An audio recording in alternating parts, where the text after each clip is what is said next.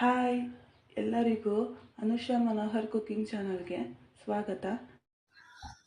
ಕಮ್ಮಿ ಸಮಯದಲ್ಲಿ ಅಲಸಂದೆ ಬಾತು ಅಥವಾ ಹಸಿ ತಡ್ನಿಕಾಳು ಬಾತು ಹೇಗೆ ಮಾಡೋದು ಅಂತ ತಿಳಿಸ್ಕೊಡ್ತೀನಿ ಬನ್ನಿ. ಬಹಳ ಸುಲಭವಾಗಿ ಮಾಡ್ಕೋಬೋದು ಫ್ರೆಂಡ್ಸ್. ಬನ್ನಿ ಅದು ಹೇಗೆ ಮಾಡೋದು ಅಂತ ತೋರಿಸ್ಕೊಡ್ತೀನಿ. ಒಂದು ಈರುಳ್ಳಿ, ಒಂದು ಗೆಡ್ಡೆ ಬೆಳ್ಳುಳ್ಳಿ, ಶುಂಠಿ, ಒಂದು ಕಾಲು ಇಂಚ ಇದೆ, ಚಕ್ಕೆ ಒಂದೆರಡು, 4 ಲವಂಗ, ಸ್ವಲ್ಪ ಕಾಯಿ, ಒಂದು ದಪ್ಪ ಸೈಜು ಟೊಮೊಟೊ, ಸ್ವಲ್ಪ ಕೊತ್ತಂಬರಿ ಸೊಪ್ಪು. ಒಗ್ಗರಣೆಗೆ ಸ್ವಲ್ಪ ಅರಿಶಿಣ ಪೌಡರು, ಒಂದು ಏಲಕ್ಕಿ, ಈರುಳ್ಳಿ, ಪಲಾವ್ ಎಲೆ, ತಡ್ನಿಕಾಳು ಅಥವಾ ಅಲಸಂದೆ ಕಾಳು 1 ಕಪ್ಪಿದೆ. ರುಬ್ಕೊಳ್ಳೋಕ್ಕೆ ಒಂದು ಮಿಕ್ಸಿ ಜಾರ್ ತೊಗೊಂಡಿದ್ದೀನಿ. ಇವಾಗ ಟೊಮೊಟೊ, ಈರುಳ್ಳಿ, ಬೆಳ್ಳುಳ್ಳಿ, ಚಕ್ಕೆ ಲವಂಗ ಶುಂಠಿ, ಕಾಯಿ,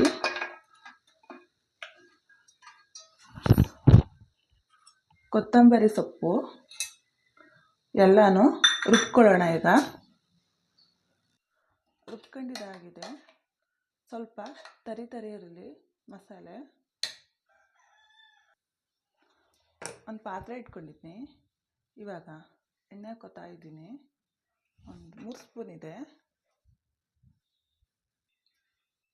ಎಲೆ,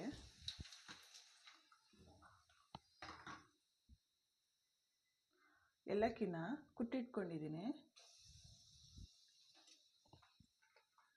ಈರುಳ್ಳಿ,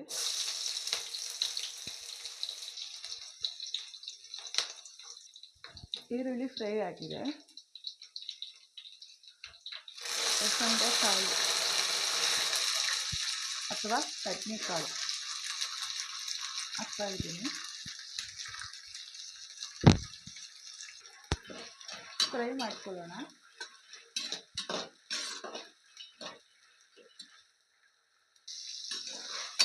ಚೆನ್ನಾಗಿ ಫ್ರೈ ಮಾಡಿಕೊಂಡು ಇವಾಗ ಅರಿಶಿನ,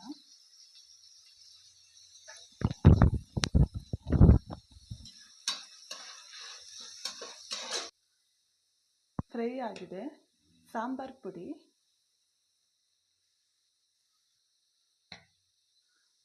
ಇದೊಂದು ನಿಮಿಷ ಫ್ರೈ ಮಾಡ್ಕೊಳ್ಳೋಣ. ನಿಮ್ಮ ಖಾರಕ್ಕೆ ಎಷ್ಟು ಬೇಕೋ ಅಷ್ಟು ನೀವು ತಗೊಳ್ಳಿ.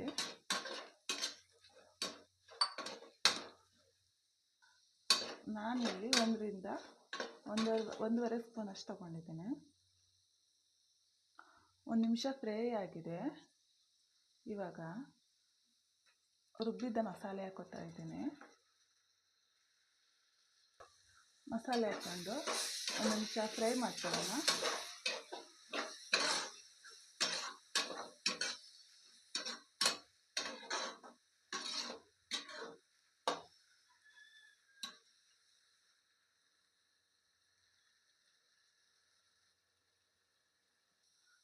ಮಸಾಲೆ ಎಲ್ಲ ಫ್ರೈ ಆಗಿದೆ. ನೀರು ಹಾಕೋತಾ ಇದ್ದೀನಿ.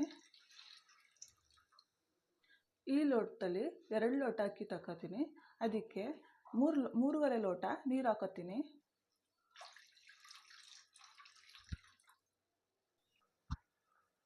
ಮಳ್ತಾ ಇದೆ.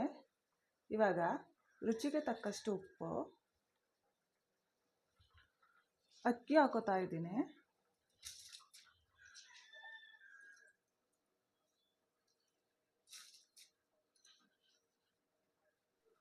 ಒಂದು ಮಿಕ್ಸ್ ಕೊಡೋಣ.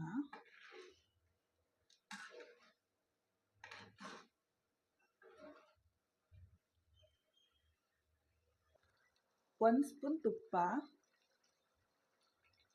ಮಳ್ತಾ ಇರಬೇಕಾದ್ರೆ ಹಾಕೋಬೇಕು.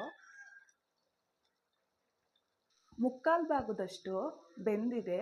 ಇವಾಗ ಗ್ಯಾಸ್ ಕಮ್ಮಿ ಉರಿಲೇ ಬೇಯಿಸ್ಕೋಬೇಕು.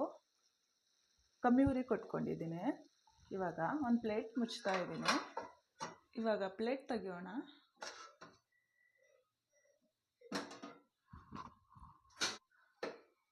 ನೋಡಿ ಎಷ್ಟು ಚೆನ್ನಾಗಿ ಬಂದಿದೆ ಫ್ರೆಂಡ್ಸ್, ಬಾತು ಹುಡಿ ಹುಡಿಯಾಗಿ. ನೋಡಿ ಫ್ರೆಂಡ್ಸ್, ಅಲಸಂದೆ ಕಾಳು ಬಾತು ಅಥವಾ ಹಸಿ ತಡ್ನಿಕಾಳು ಬಾತು ರೆಡಿಯಾಗಿದೆ.